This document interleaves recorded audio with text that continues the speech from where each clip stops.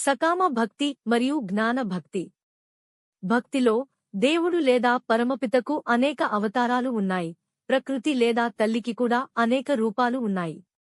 ప్రతి సకామ భక్తుడు తన పరమపిత మరియు తల్లిని ఏదో ఒక ప్రధాన రూపంలో పూర్తి విశ్వాసం, అంకితభావం, నియమాలు, పండుగలు, దానాలు మొదలైన వాటితో పూజిస్తాడు మరియు ఆ రూపం తప్ప మరే ఇతర రూపం పట్ల భక్తి కలిగి ఉండలేడు.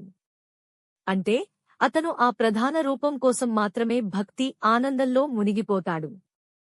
భక్త శిరోమణి తులసీదాస్ జీ విల్లు మరియు బాణం ధరించే వరకు కృష్ణుడి ముందు తల వంచినట్లుగా. కృష్ణ భక్తులు రాముడి ఆలయానికి వెళ్లి అన్ని సేవలు మొదలైనవి చేస్తారు, కానీ వారు కృష్ణ భక్తిలో మాత్రమే ఆనందం పొందుతారు. భక్తి మరియు ప్రేమ యొక్క భావన ఏకపక్షంగా ఉంటుంది. జ్ఞాన భక్తి దేవుని జ్ఞానంలో ఏకపక్షంగా ఉంటుంది మరియు అందువల్ల అతను దేవుడు మరియు ప్రకృతి యొక్క అన్ని రూపాలను చాలా ప్రేమతో చూస్తాడు మరియు అందరి భక్తి రసాన్ని కూడా తాగుతాడు. అంటే సకామ భక్తి అనేది రస సముద్రం మరియు ఆ అన్ని రసాల ఆనందాన్ని గురించిన జ్ఞానం జ్ఞానికి మాత్రమే ఉంటుంది.